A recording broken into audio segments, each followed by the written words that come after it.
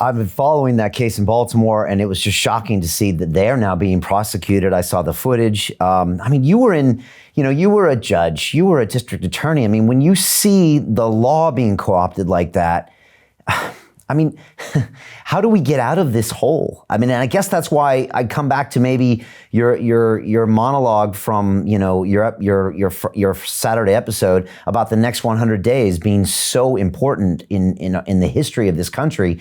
I mean, is this our only chance to reelect Donald Trump? Otherwise, does it just keep sliding?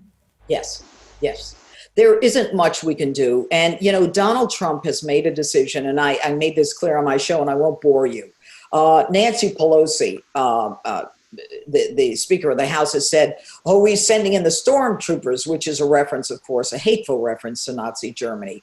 These are simply FBI officers who are protecting in Portland, Oregon, a federal building, which they have an obligation under 40 U.S.C. 1315 to protect.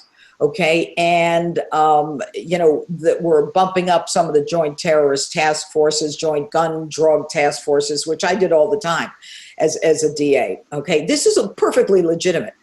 What Donald Trump, I believe, has done, okay, and this is just my analysis, is he's kind of held back somewhat because to me, it looks like they're trying to set up a confrontation where they say, Donald Trump is coming in, and he's destroying us, and we got to get rid of him. I mean, it's all, the script is already written as to how they're going to handle it.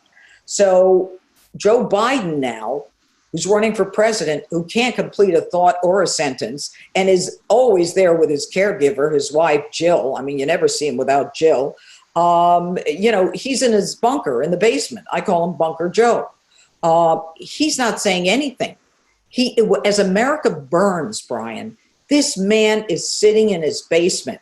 And when he was asked on a show whether or not, they should move the funds from the police to other areas, he said, yes, absolutely.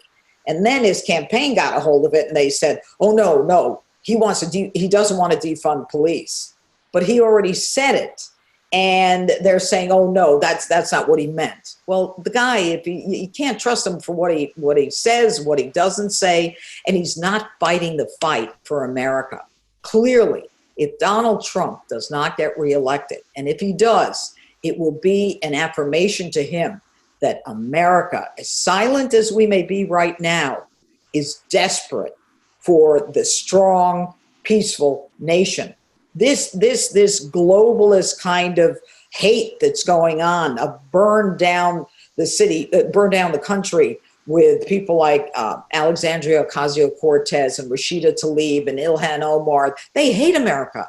These protesters set up an anti-America, F America.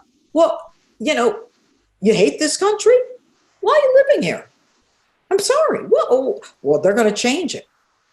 I think the silent Americans in 2016 who came out, I think they're even more silent now because they're going to lose their jobs. They're going to end up getting assaulted. You can't wear a MAGA hat in the United States of America without getting assaulted, spit on, or harassed. There was a Marine veteran in Portland who lives within a few blocks of that courthouse, the federal courthouse that they're trying to burn down. He came out and he said something, I don't know, God bless America or Trump or something, the flag. Antifa followed him to his home. There is a man in Kansas, an African-American, and he was African-American, okay? An African-American in Kansas had a sign in front of his home, love Donald Trump, love Donald Trump. Trump is the only way to save that kind of thing. They shot him in the head dead. And they think that the reason is politics.